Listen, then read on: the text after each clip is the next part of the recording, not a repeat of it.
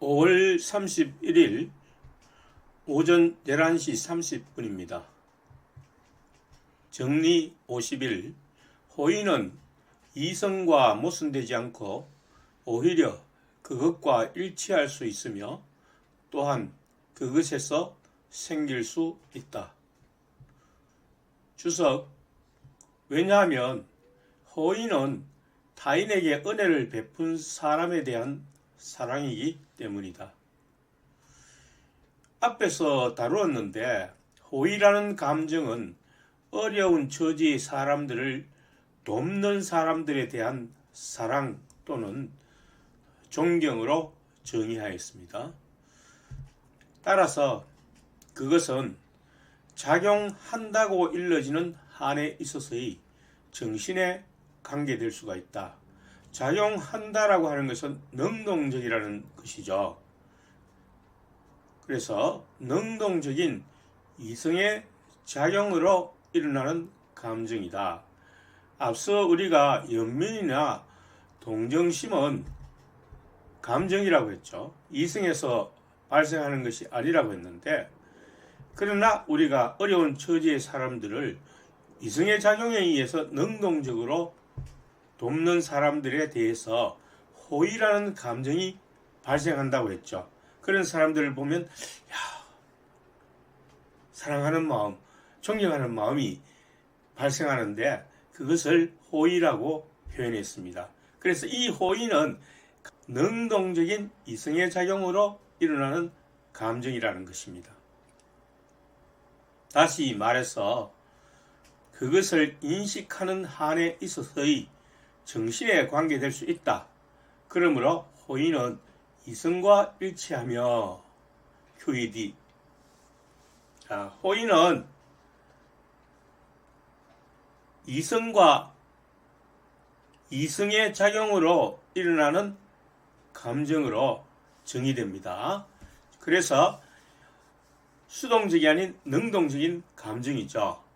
그럼 여태까지 우리가 다룬 능동적인 감정은 기쁨, 물론 기쁨도 수동적일 수도 있고 능동적일 수도 있는데 능동적인 경우가 있다는 것입니다. 그리고 호의, 이것은 능동적인 것이죠. 그래서 능동적인 우리가 감정을 잘 기억할 필요가 있습니다. 또 다른 증명, 이성의 지도에 따라서 생활하는 사람은 자기를 위하여 추구하는 선을 타인을 위해서도 욕구한다. 당연하죠. 따라서 선을 행하려고 하는 그의 노력은 어떤 사람이 타인에게 은혜를 베푸는 것을 그가 봄으로 인해 촉진된다. 호의를 느낀다는 것은 그 사람과 같은 행동을 모방하겠다는 의지라 볼 수 있기 때문에 그러한 방향으로 자신을 촉진시켜 주는 것이다. 붉은 글씨는 제 해설이고 검은 글씨는 본문입니다. 그리고 푸른 글씨는 인용된 것입니다. 제가 자주 말씀드리지만 이 세 개를 구별해서 강의를 듣는다면 이해에 훨씬 도움이 될 것입니다. 즉, 그는 기쁨을 느낄 것이다. 무엇으로 기쁨을 느낀다고요?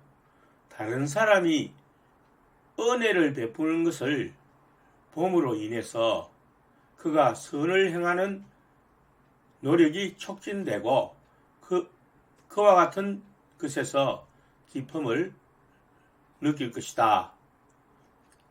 그리고 그 기쁨은 타인에게 은혜를 베푼 사람의 관념을 수반할 것이다. 그러므로 그는 그 사람에 대해 호의를 느낄 것이다. 호의라는 감정을 떠올릴 때 어려운 처지의 사람들에게 은혜를 베푼 사람의 행동이 항상 정신에 떠오르게 될 것이라는 점을 말하고 있습니다. 우리도 어떤 선한 행위를 생각할 때에 그런 행위를 한 모범적인 친구나 그 사람이 머리에 떠오르는 경우가 많이 있죠. 그때 그 친구 이렇게 행동하더라. 정말 모험적인 행동이야. 내가 본받고 싶어. 존경해. 그런 마음이 마음속으로 일어난다는 것입니다. 주석을 보시죠. 붕괴는 우리가 정의한 것과 같이 필연적으로 악이다. 여기서 붕괴는 앞에서 호의를 설명했기 때문에 그 대립되는 감정을 의미하는 것입니다. 어떤 사람이 어려운 처지의 사람을 이성적인 행위로서 도왔을 때 그에 대한 호의라는 감정이 발생한다면 반대로 도와주기는커녕 쪽박을 깨는 행위를 한다면 그 사람을 보고 붕괴를 하게 된다는 것입니다. 그러나 주의해야 할 것은 최고 권력이 평화를 유지하려는 소원에 의해 타인에게 불법 행위를 한 시민에 붕괴한다고 말하지 않는다는 것이다. 최고 권력은 정오심에 사로잡혀 그를 해치려고 처벌하는 것이 아니라 도의심에 입각하여 벌하기 때문이다. 사법부가 범법자를 처벌하는 것에 대해서 그 범법자에 대해서 붕괴하기 때문에 처벌하는 것이 아니라 법, 곧 정의라는 도의심에 입각한 것이라는 것입니다. 법에서 처벌하면서 어떤 사람은 믿고 분하고 어떤 사람은 법에 위배됐기 때문에 처벌을 하고 이렇게 편애하는 것이 아니죠. 전부 똑같이 법이라는 잣대에 의해서 처벌을 하는 것입니다. 그것은 사회정의를 실천하기 위해서 그렇게 하는 것입니다. 정리 52. 자기 만족은 이성에서 생길 수 있으며 이성에서 생기는 이 만족만이 존재할 수 있는 최고의 만족이다. 자, 여기서 재미있다기보다는 아주 특별한 선언을 하고 있죠. 자기 만족이 최고의 만족이다. 그것도 이성에서 생기는 최고 만족이다. 이렇게 말했기 때문에 우리는 인간이 행복하게 되기 위해서는 이성으로 자기 만족을 추구하게 되는구나. 이런 추론을 할 수 있습니다. 정명, 자기 만족, 셀프 에스팀이라고 했는데 직역하면 자기 존경이죠. 그러니까 자기 만족에서 자기를 스스로 긍지를 가지게 된다는 그런 의미가 있는 것입니다. 자기 만족은 인간이 자기 자신 및 자신의 활동 능력을 고찰하는 것에서 생기는 기쁨이다. 그러나 인간의 참다운 활동 능력 또는 덕은 이성 그 자체이며 정신의 능동은 오직 타당한 관념에 의해서만 발생하며 정신의 수동은 타당하지 못한 관념에만 의존한다. 자, 이것은 제3부 정리 3을 인용한 것이죠. 그래서 능동과 수동을 정의하고 있습니다.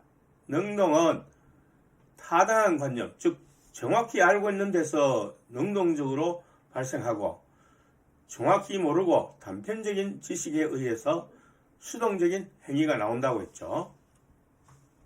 인간은 이 이성을 뚜렷하고 명확하게 고찰한다. 자기 자신의 이성을 뚜렷하고 명확하게 고찰하는 게 어떤 단어로 설명할 수 있습니까? 생각하는 자기, 생각하는 인간, 통각입니다. 통각. 그런데 스피노자는 지금 그러한 인식 문제에 관해서 고찰하지 않기 때문에 그런 용어들을 사용하지 않습니다. 정리 40. 정신 안에 타당한 관념들로부터 정신 안에 생기는 모든 관념도 또한 타당하다. 그러니까 어떤 정리가 있다면 그 정리로부터 발생되는 다른 정리도 역시 타당하죠. 그와 똑같은 이치입니다. 우리 정신 안에 정확한 지식이 들어있다면 그 정확한 지식의 결합으로 인해서 발생하는 다른 인식 또한 정확한 것이다. 그렇게 말할 수 있을 것입니다. 정리 43도 인용이 되어 있는데, 참된 관념을 소유한 자는 동시에 자기가 참된 관념을 가지고 있다는 것을 알며 그 사실의 진리를 의심할 수 없다. 이건 우리가 앞에서 다룰 때 이승에 의한 인식, 제2종 인식으로 다루었죠. 이승에 의한 인식이라는 것은 반드시 의심할 수 없는 확실한 진리라고 하였죠. 즉, 자기의 이승으로 고찰할 때 정확하게 인식하고 있는지 약간의 의심이라도 있는지는 스스로 자각하게 됩니다. 그러므로 자기 만족은 이승에서 생긴다. 즉, 활동 능력이 증가되었는지는 그것을 파악한다면 능동적인 성취를 통하여 만족감이 발생하므로 이것은 이승에서 생기는 것입니다. 다음으로 인간은 자기 자신을 고찰하는 동안 자신의 활동 능력에서 생기는 것 이외의 어떠한 것도 뚜렷하고 명확하게, 즉 타당하게 지각하지 않는다. 정확하게 파악하면 능동적이 되고 그렇지 않으면 수동적이 된다는 내용입니다. 다시 말해서 인간은 자기의 인식 능력에서 생기는 것만을, 능동적인 것만을 타당하게 지각한다. 수동적인 것은 제대로 지각을 하지 못한다는 것입니다. 자기가 뭐 때문에 그런 행동을 하는지 정확하게 지각을 못한다는 것입니다. 그저 그냥 그렇게 행동하는 것입니다. 감정이 이끌려서. 그러므로 오직 이러한 고찰에서만 존재할 수 있는 최고의 만족이 생긴다. 주석, 진실로 자기 만족은 우리가 바랄 수 있는 최고의 것이다. 왜냐하면 아무것도 다른 어떤 것을 위하여 자신의 존재를 보존하려고 노력하지 않기 때문이다. 그리고 이 자기 만족은 칭찬에 의해 점점 더 조장되고 강화되며, 즉 자기 확신을 보강해 준다는 뜻이죠. 다른 사람이 야, 며칠 만에 몰라보게 실력이 좋아졌네, 이렇게 칭찬을 해준다면 본인은 어떻게 생각해요? 야, 내가 그동안 열심히 공부했더니 효과가 있구나, 이렇게 딱 생각을 하죠. 그러니까 그 성취감을 확신시켜 준다는 것입니다. 칭찬이.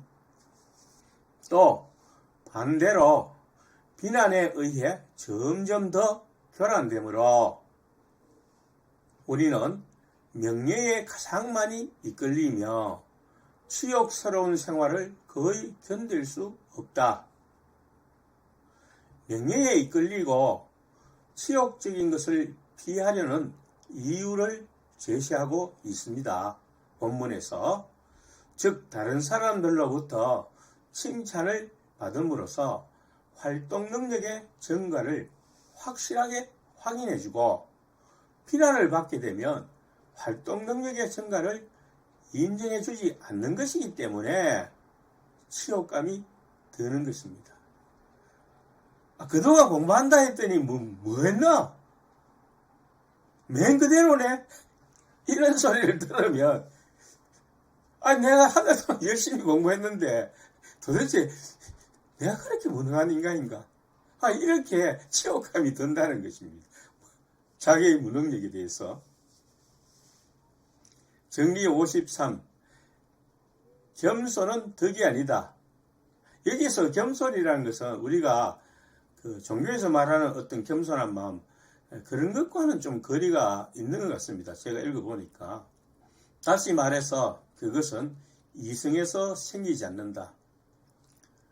해당되는 영어 단어는 humility라고 이렇게 나오는데, 보통 humility를 겸손이라고 번역하는 사람도 있지만 겸손이라고 번역하지 않고 겸허로 번역을 많이 해요.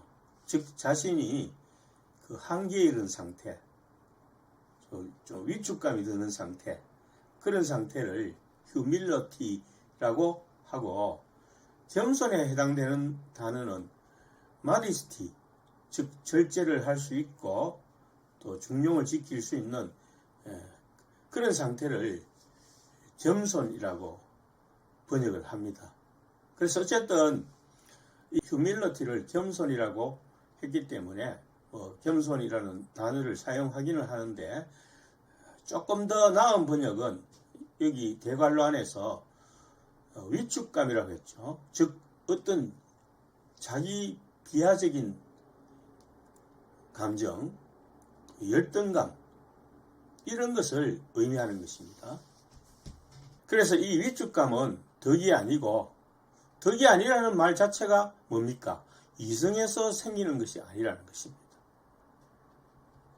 종교에서 말하는 겸손한 정신을 말하는 것이 아니고, 가대평가와 대립되는 위축감에 대해 논하고 있다. 가대평가와 대립되는 것이 뭐죠? 과소평가. 즉 스스로를 과소평가해버린다는 것입니다. 좀 위축이 되어서 열등의식을 느낀다는 것입니다. 증명, 위축감은 인간이 자신의 무능력을 고찰하는 것에서 생기는 슬픔이다. 즉 나는 왜 이렇게 보잘것없는 무능력한 인간일까? 이렇게 자기를 비하시키는 것입니다. 나는 아무것도 제대로 못해. 이렇게 자기를 낮추어서 생각하는 감정이죠. 그건 겸손이 아니죠, 사실. 여기서 겸손이라는 단어는 그 열등의식을 말하는 것이며 자기 비하를 나타내는 감정이다. 종교에서 말하는 겸손이란 자기의 모든 능력이 자신의 것이나 자신으로부터 발생한 것이 아니라 신으로부터 온 것이라는 것을 인정하는 태도이다.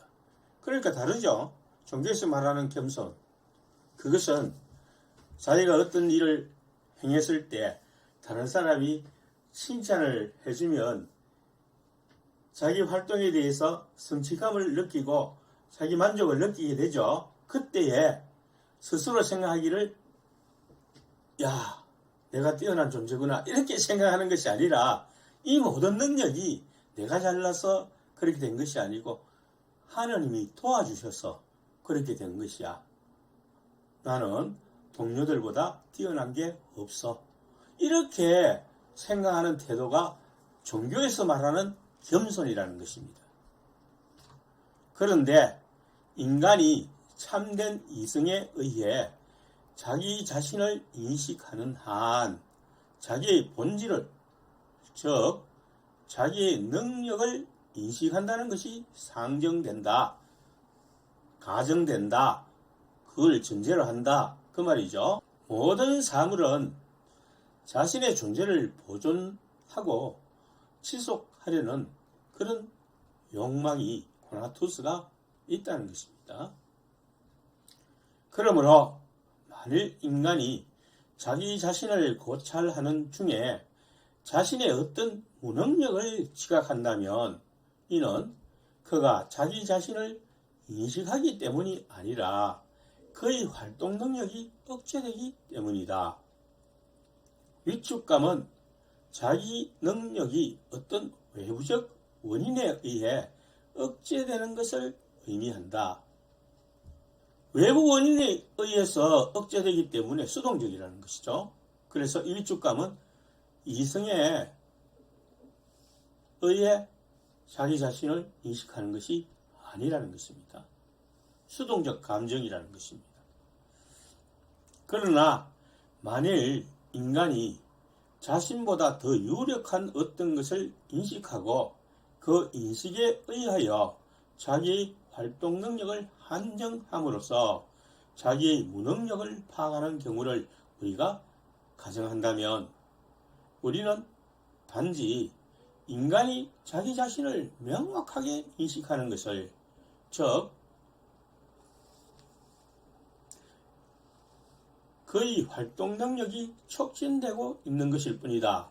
정리 26에는 우리가 이성에 근거하여 노력하는 것은 모두 인식하는 것일 뿐이다. 이 내용이 나옵니다. 정확한 지식을 파악하는 것, 그것이 이성의 모든 능력이라는 것입니다. 물론 책에 따라서 이성의 범위를 좀 더 광범위하게 보는 사람도 있고, 또 이성의 능력을 지성과 거의 동일한 것으로 취급하는 사람도 있습니다. 그때 그 책에서, 그 철학자의 사상에서 어떻게 정의하는지를 우리가 파악해야 하는 것입니다. 이성의 인식은 활동 능력이 촉진되는 것을 인식할 뿐이기 때문에 열등감은 이성에 의한 인식이 아니라는 것입니다. 활동 능력이 촉진되는 것만 인식을 하는데 열등감은 활동 능력이 감소된다고 생각하는 것이죠. 그러니까 이성에 의한 인식이 아니라는 것입니다. 그러므로 위축감, 즉 인간이 자기의 무능력을 고찰하는 가운데서 생기는 슬픔은 참된 고찰이나 이성에서 생기지 않으며 또한 덕이 아니고 수동적 감정이다. 그건 참된 것이 아니다. 한마디로 말하면 참된 것이 아니다. 그런 뜻입니다. 자기 자신에 대해서 잘못 알고 있다. 그런 뜻이에요. 정리 54.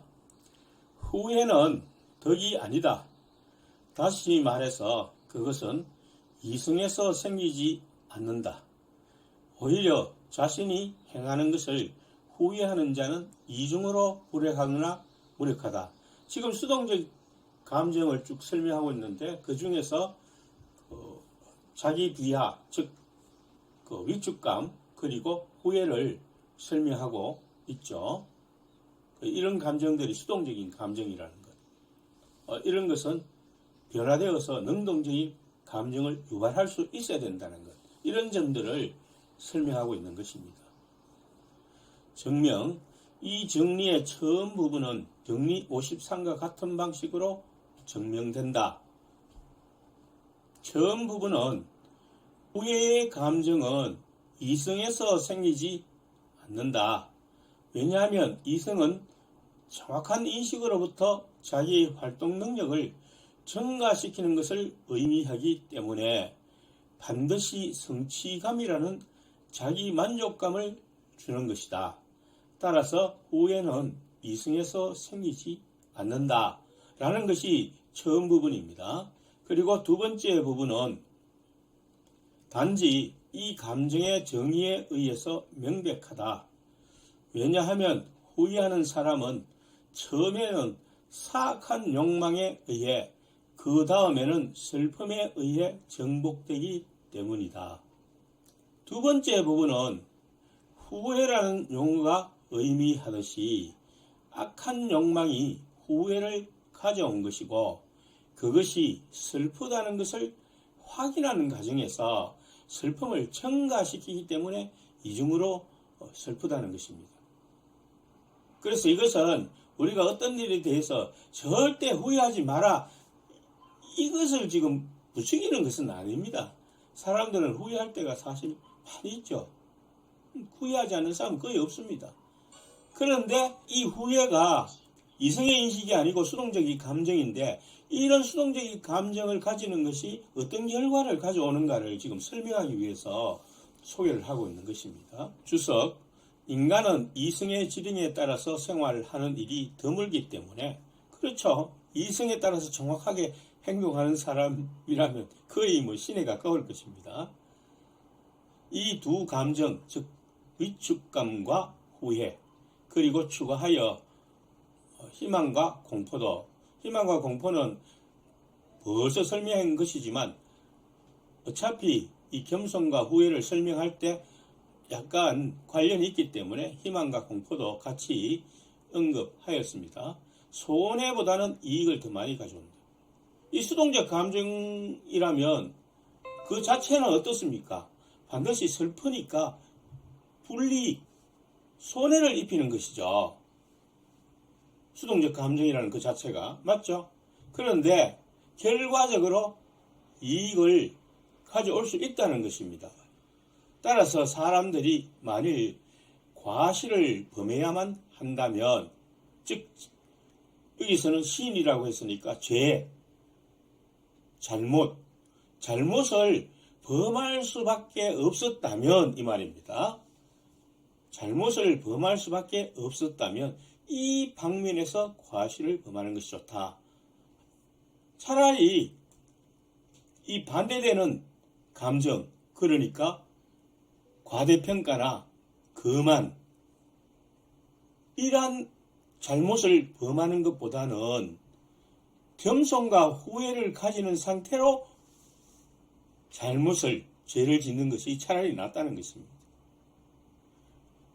사람들이 잘못을 범한다면 나중에라도 열등감과 후회라는 감정을 가지는 것이 오히려 나을 것이다. 그런 뜻입니다. 왜냐하면 정신이 무능한 사람들이 모두 똑같이 거만하며 아무것도 부끄럽게 여기지 않고 또 어떤 것도 두려워하지 않는다면 어떤 유대에 의해 그들이 통합되고 억제될 수 있겠는가? 여기서 유대라는 것은 속박, 굴레, 본드를 의미합니다. 본드. 그러니까 이러한 감정이 그들을 구속해줘야만 나중에 고칠 수가 있다는 그런 뜻이 되겠죠. 반대로 이 거만한 사람들 어떻습니까? 고치기 굉장히 힘듭니다. 이것은. 자기 자신이 그것을 깨닫게 되는 것이 매우 힘들다는 것이에요. 왜냐하면 그 자체가 자신에게 기쁨을 주기 때문입니다. 이제 그게 설명이 되고 있습니다. 대중은 두려움이 없을 때 무서운 존재가 된다. 그러므로 소수의 이익이 아니라 전체 공동체의 이익을 고려한 예언자들이 겸손과 후회와 공손을 그토록 열성적으로 건조한 것은 조금도 이상한 일이 아니다. 실제로 이러한 감정들에 지배되는 사람들은 다른 사람들보다 훨씬 더 쉽게 결국에 가서 이성의 지도에 따라 생활하도록, 즉 자유로운 사람이 되어 축복받은 자의 생활을 향유하도록 인도될 수 있다. 즉 잘못을 저지르고 후회하는 사람들, 열등감을 가진 사람들, 그리고 수치스럽다고 느끼며 두려워할 줄 아는 사람들이 거만하고 반성할 줄 모르고 두려움이 없는 사람들보다 이성의 지도에 따라 생활하며 자유를 얻는 것이 더 쉽기 때문이다. 맞죠? 그런 사람이 훨씬 낫다는 것입니다. 거만한 사람보다는. 거만한 사람 어쩔 수 없이 그에게 아첨하며 비를 맞추는 것은 먹고 살기 위해서, 뭔가 자기에게 이익이 생기기 위해서 어쩔 수 없이 그렇게 하는 것 뿐이죠. 누가 거만한 사람 근처에 가고 싶겠습니까? 정리 55. 극심한 거만이나 극심한 자기 비하는 자신에 대한 극심한 무지이다. 자기를 과대평가하여 거만하게 되거나 가소평가하여 자기를 비하시키는 것은 자기를 너무 모른다는 것이다.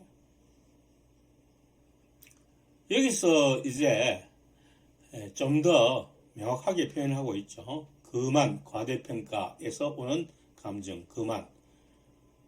위축감에서 오는 자기 비하. 그렇죠. 종교에서 말하는 겸손이라는 것은 결코 자기 비하가 아닙니다.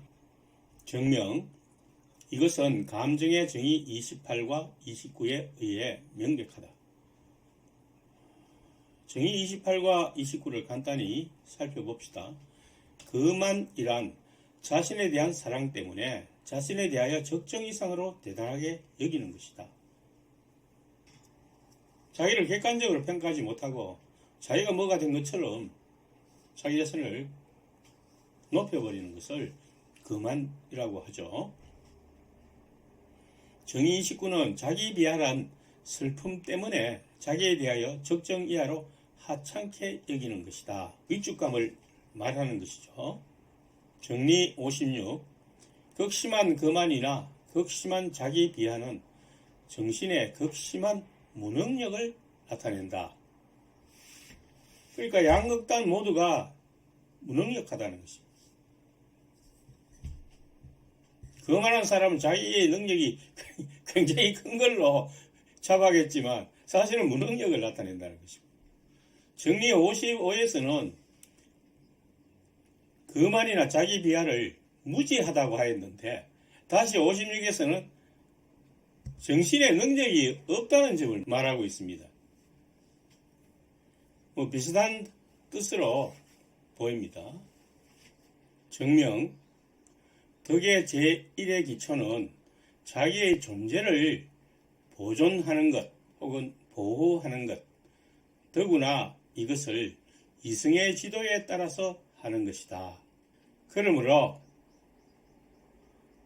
정리 55에서 말한 대로 자기 자신을 모르는 자는 모든 덕의 기초를 모르는 자이며, 자기 자신을 모르면 아무것도 모른다는 것입니다. 그래서 소크라테스가 뭐라고 말했습니까? 너 자신을 알라, 이렇게 말을 한 거죠.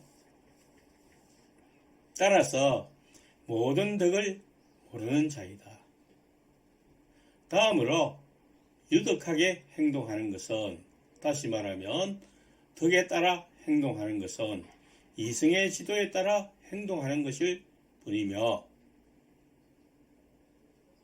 또한 이승의 지도에 따라 행동하는 자는 자신이 이승의 지도에 따라 행동한다는 것을 알고 있어야만 한다. 앞에서 다루었죠. 그러므로 자기 자신에 대한 무지가, 따라서 모든 덕에 대한 무지가 극심한 자는 유덕하게 행동하는 것이 가장 적다. 다시 말해서 그런 자는 정신적으로 가장 무능력하다. 따라서 극심한 거만이나 극심한 자기 비하는 정신의 극심한 무능력을 나타낸다. 이성을 사용하는 정신 능력이 부족하다는 것을 말하고 있죠. 이것으로부터 아주 명백하게 내려지는 결론은 거만한 자와 자기를 비하하는 자는 여러 감정에 가장 많이 종속된다는 것이다. 그러니까 수동적 감정에 쉽게 굴복되는 두 가지 유형이 바로 교만과 자기 비하라는 것입니다. 그런 사람들이 수동적 감정에 가장 많이 굴복된다는 것입니다. 수동적 감정에 굴복된다는 것은 결코 유익한 것이 아니죠. 이제 그 유익하지 못한 내용들을 살펴보게 될 것입니다. 두 유형의 양극단의 사람들은 감정의 노예 상태가 가장 되기 쉬운 사람이라는 것입니다. 수동적 감정에 계속 이끌려 다니는 사람들이라는 것입니다. 주석, 그러나 이 두 유형의 사람들 중에서 자기 비하는 거만보다 쉽게 고쳐질 수 있다. 이건 좀 낫다는 것입니다. 자기 비하하는 것이 차라리 거만한 것보다는 낫다는 것입니다. 왜냐하면 거만은 기쁨의 감정인 반면 자기 비하는 슬픔의 감정이기 때문이다. 즉 슬픈 감정은 자꾸 제거를 하려고 하죠. 그 슬픔을, 코나투스가 슬픔을 제거하려고 하는데, 기쁨은 코나투스가 확대하려고 하니까 그 거만한 마음을 버리기가 굉장히 힘들다는 것입니다. 자기의 기쁨을 주니까. 따라서 거만은 자기 비하보다 강력하다. 그런데 거만은 기쁨의 감정이기 때문에 슬픔을 가져다 준다고 깨닫기 전에는 고쳐지기가 힘들다는 것입니다. 거만한 사람이 이것이 나한테 기쁨을 주는 것보다 훨씬 더 많은 슬픔을 주는구나 라고 스스로 깨달을 때만 이 거만한 감정을 고쳐야 되겠다는 생각을 가지게 되는 것입니다. 그러나 자기 비하는 슬픔의 감정이므로 보다 쉽게 고쳐질 수 있다는 논리입니다. 정리 57. 거만한 인간은 추정하는 자들 또는 아첨하는 자들의 현존을 사랑하며, 그러니까 거만한 인간은 자기 주위에 자기를 많이 따르고 자기한테 뭐 잘했다고 아첨하는 사람들을 아주 옆에 두기를 좋아한다는 것입니다. 바른 말을 하고 잘못된 것을 고치라고 지근을 하는 사람들은 싫어, 너희들 뭐야, 절로 가, 이렇게 싫어한다는 것입니다.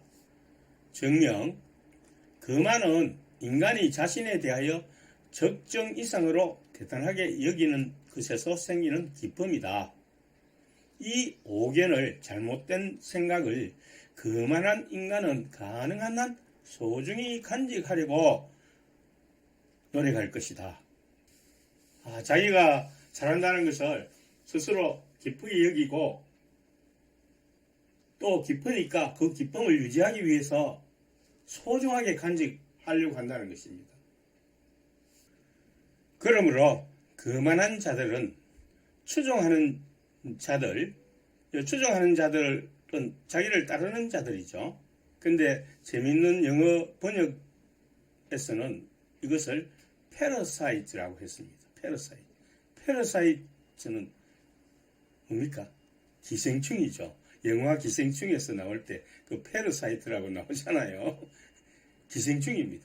쉽게 말해서 거만한 자를 추종하는 자들은 그가 좋아서 추종하는 것이 아니고 거기에서 뭔가 이익을 뜯어먹기 위해서 추종한다는 것입니다.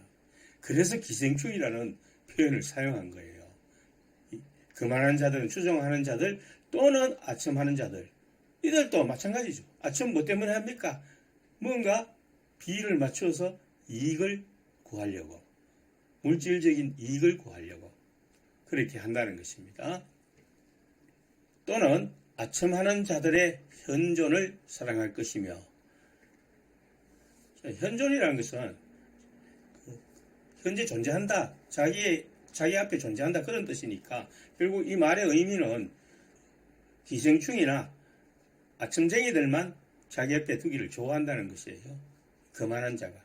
그러니까 결국 어떤 지위가 있는 사람 옆에 지근하는 사람이 없고 아첨하는 자나 혹은 기생충같이 이익을 노리는 자들이 있다는 것을 알게 되면 그 사람이 거만한 성품을 가지고 있구나, 거만한 감정을 가지고 있구나, 이것을 우리가 파악하게 된다는 것입니다. 거만한 자는 그 기쁨을 유지하기 위해 자기를 추종하는 자와 아첨하는 자를 좋게 여기지만 적정 평가를 하는 사람들은 자기를 깎아내리려고 한다고 보아 슬픔을 자기에게 주기 때문에 이들을 멀리 하려고 하는 것입니다.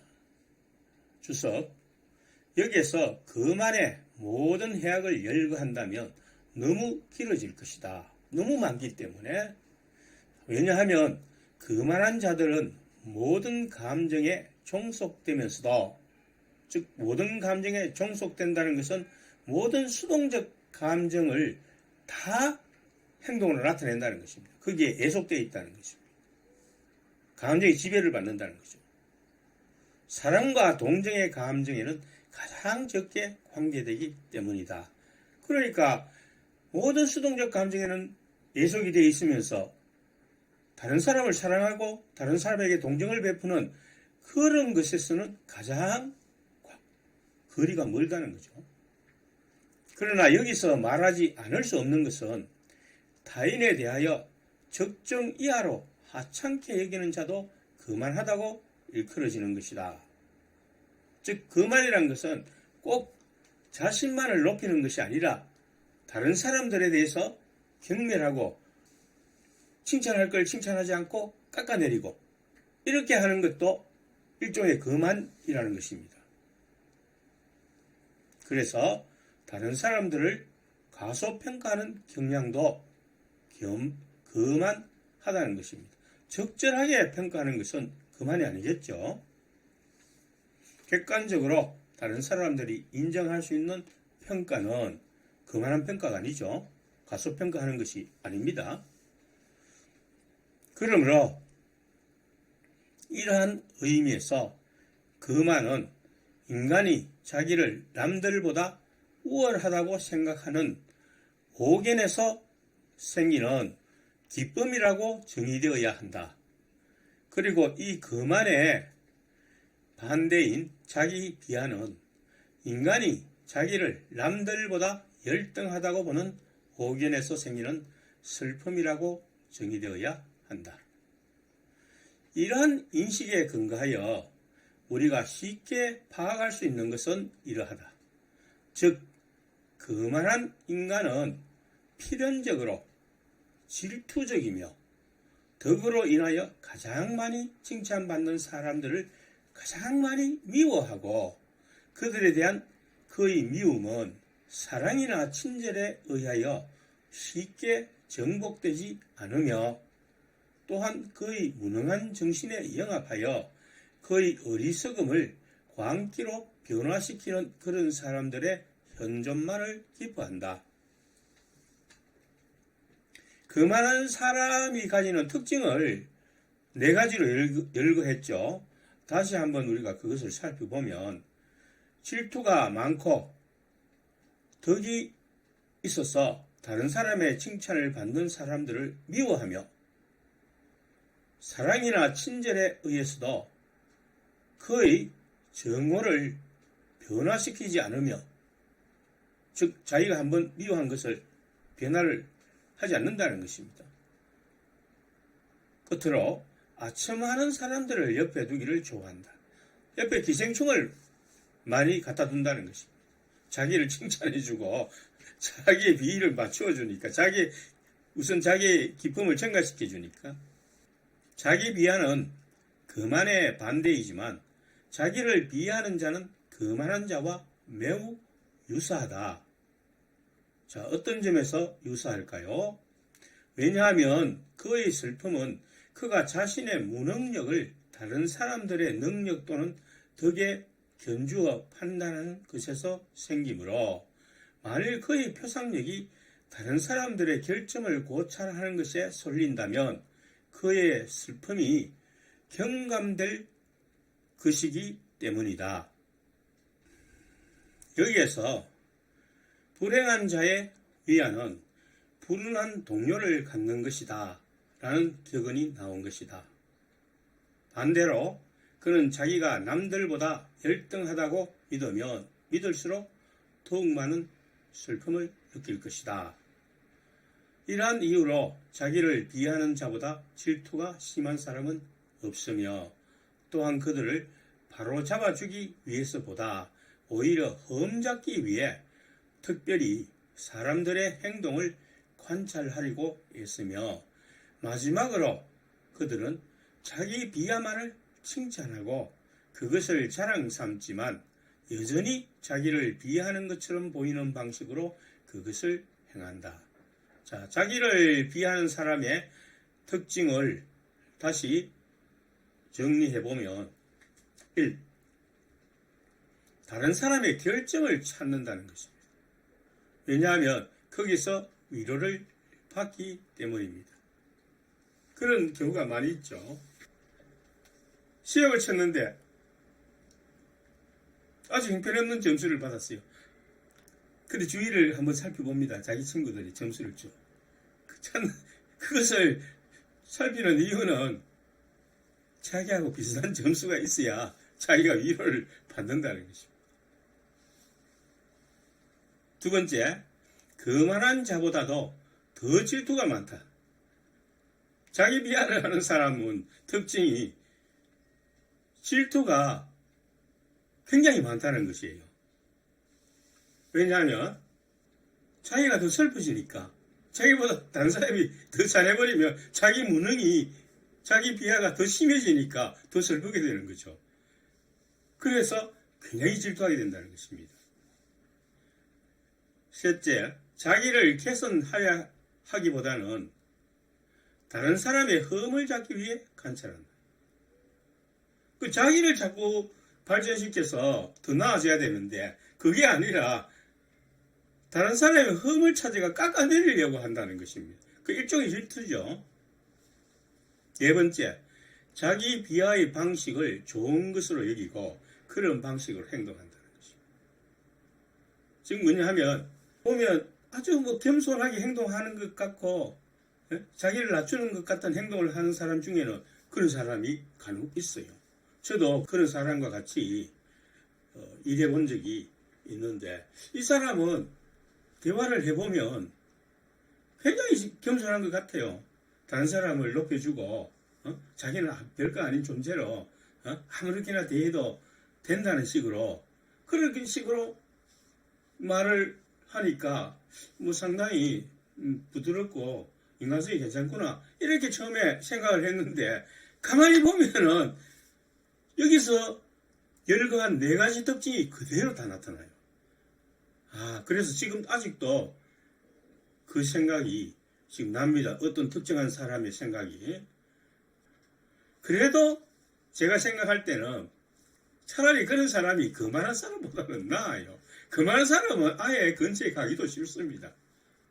그저 자기가 듣기에 좋은 말 해주면 이렇게 빙그레 웃고 아니면 화를 내서 트집을 잡으려고 하고 그런 사람 두 유형을 저는 다 똑같이 일을 해본 적이 있습니다.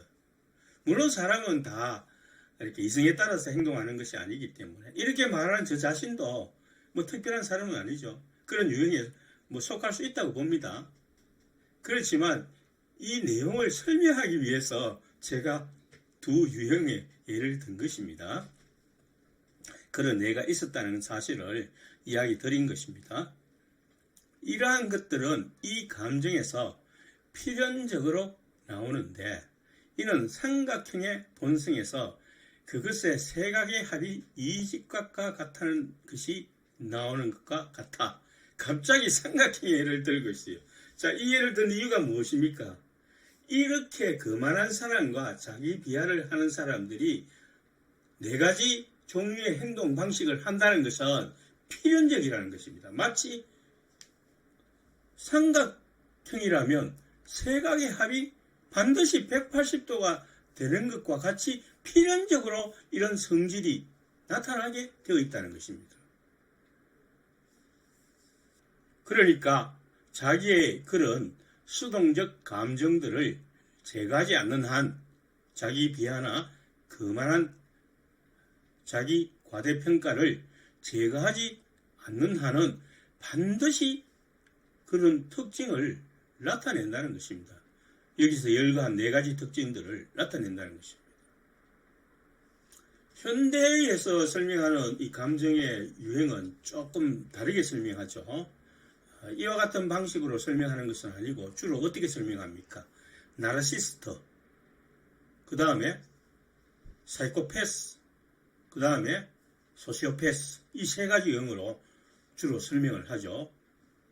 그런데 그것을 근원적으로 이성과 감정이라는 특징을 우리가 살펴본다면 여기서 말하는 스피노자의 이 그만한 유형과 자기 비하의 유형에 속한다고 보면 되겠습니다. 내가 이미 말했듯이 내가 이들 감정과 이와 유사한 감정들을 악이라고 일컫는 것은 내가 오직 인간의 유익에만 주의하는 한에 있어서이다. 그러나 자연의 법칙은 인간이 그것의 일부분에 불과한 자연의 공통적 질서에 관계하고 있다. 그러니까 자연법칙적으로 볼 때는 인간도 자연의 일부인 것이죠. 그러니까 자연의 질서에서 흐르는 공통적인 그 법칙이 인간에게도 흐르는 것에 불과한 것이라는 것입니다. 다시 말해서 인간에게 그러한 감정의 상태가 일어난다는 것과 같이 자연에서는 그러한 상태가 흐르고 있다는 것입니다. 꼭 인간 같은 감정은 아닐지라도 다양한 방식으로 이 자연에 나타나고 있다는 것입니다. 이 점을 나는 여기서 말이 난 김에 주의하고 싶다. 이는 여기서의 나의 의도가 사물의 본성과 특성들을 증명하는 것보다 오히려 인간의 결정과 부조리한 행위에 관하여 말하는 것이라고 사람들에게서 오해받지 않기 위해서이다. 스피노자는 이와 같은 감정의 특징을 열거하는 것은 인간의 결점을 꼬집으려는 목적이 아닌 것입니다. 제3부의 서론에서 말한 것처럼 나는 인간의 여러 감정과 특성들, properties라고 영어 번역에는 되어 있는데 글쎄 이것을 특성이라고 해야 될지 속성이라고 해야 될지 성질이라고 해야 될지 조금 모호합니다. 왜냐하면 그 성질이나 본성을 나타내는 그 nature라는 단어가 또 있고 특성이라고 번역하기도 그렇고 속성이라고 번역하기도 또 그렇죠. 속성은 또 attribute가 있기 때문에 그래서 적절한 한글 단어가 없어서 그냥 특성들이라고 해둡시다. 어쨌든 영어 번역은 properties라고 이해하면 되겠습니다. 다른 자연물과 마찬가지로 고찰한다. 인간에게서 고찰되는 것이 자연물에서도 마찬가지로 고찰될 수 있는 것들이다. 그렇게 말하고 있죠. 확실히 인간의 여러 감정은 인간의 능력을 나타내지는 않을지라도 적어도 자연의 능력과 솜씨를 나타내며 인간의 감정은 거의 절대 다수가 수동적 감정이죠. 그러니까 인간의 능력을 나타내는 것이 아니죠. 외부 원인에 의해서 인간을 통하여 나타나게 된다는 것입니다. 그러니까 그것은 인간의 능력이 아니고 누구의 능력입니까? 자연의 능력과 솜씨라는 것이죠. 이 점은 우리가 경탄하며 고찰하기를 즐기는 다른 많은 것들과 다를 바가 없다. 그래서 단순히 하늘의 그 수많은 별들과 자연의 아름다운 꽃을 보고 자연의 능력에 대해서 무한히 감탄하는 바와 같이 인간에게서 나타나는 그러한 감정의 경향으로 인해서 우리는 자연의 질서와 솜씨를 경탄하게 된다는 것입니다. 이것도 긍정적이죠. 그걸 보고 신이 또는 자연이 왜 이렇게 인간을 만들어놔서 이렇게 불평하는 것이 아니라 오히려 자연의 솜씨를 경탄하는 것입니다. 그러나 나는 계속하여 여러 감정에 관하여 어떤 점이 인간에게 유익을 가져오고 또 어떤 점이 인간에게 해악을 가져오는지를 주의하려 한다. 계속 살피겠다는 거죠. 인간에게 나타나는 이러한 감정과 특성들이 다른 사물들과 마찬가지로 자연의 능력과 솜씨에 의해서 나타나고 있다는 점에 경탄한다. 그러나 유익과 해악의 관점에서 감정들을 계속 고찰해 나가고자 한다는 거죠. 스피노자가. 정리 58. 명예는 이성과 상충되지 않고 오히려 이성에서 생길 수 있다. 여기서 명예에 해당되는 영어 번역은 esteem입니다. 보통 존경으로 번역되죠. 정명. 이것은 감정의 정리 30과 단정함의 정리에 의해 명백하다. 단정함은 확실히 번역이 좀 이상해요. 왜냐하면 영어 번역은 이렇게 되어 있습니다. what is honorable, 즉 존경스러운 것으로 번역이 될 수 있습니다. 존경스러운 것의 정의에 의해 명백하다. 존경스러운 것의 정의에 대해서는 정리 37의 주석 1을 참조하라 이렇게 되어 있는데, 정리 37의 주석 1에는 이성의 지도에 따라 생활하는 사람이 다른 사람들과 친교를 맺는데 근거가 되는 욕망을 being honorable, 이 책에서는 단정함이라고 이렇게 되어 있는데, 단정함이 무슨 욕망이 됩니까? 말이 안 되죠. 우리가 흔히 국어로서는 용어의 뜻에 해당이 되지 않습니다. 물론 이 책에서 나름대로 막 하고 이렇게 정의를 해서 사용하겠다면 어쩔 수 없는 것이지만, 이건 번역판이니까 우리가 번역하기 나름이죠. 그래서 번역을 기왕이면 우리의 일상 용어와 비슷한 뜻으로 하는 것이 좋다고 생각합니다. 그래서 단정함이라기보다는 존경스러워지는 것, 존경할 만한 것, 이렇게 번역하는 것이 좋을 것 같습니다.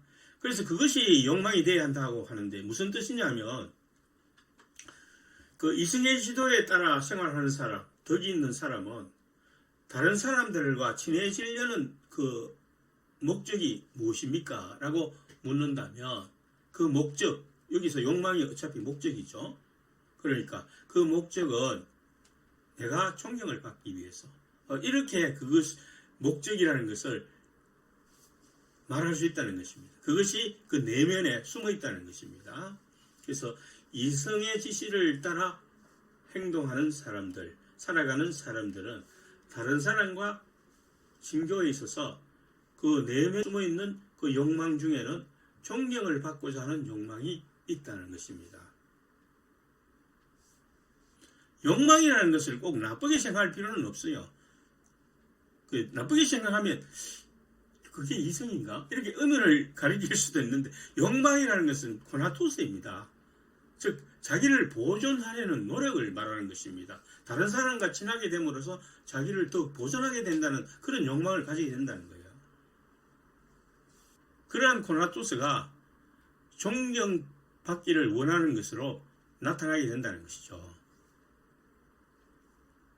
그러니까 어떤 친구와 사귀게 되면은 그 친구로부터 내가 존경받기를 원하는 것이지, 저런 인간이 있어라고 그런 대접을 받기를 원하는 건 아니잖아요. 그러니까 그 말입니다. 내가 친구를 사귀겠다는 것은 적어도 그 사람이 이성적이고 덕이 있는 사람이라면 그것이 목표가 되는 것이지, 그 사람에게서 무언가 기생충처럼 뜯어먹겠다는 그런 목표를 가지는 것은 아니잖아요.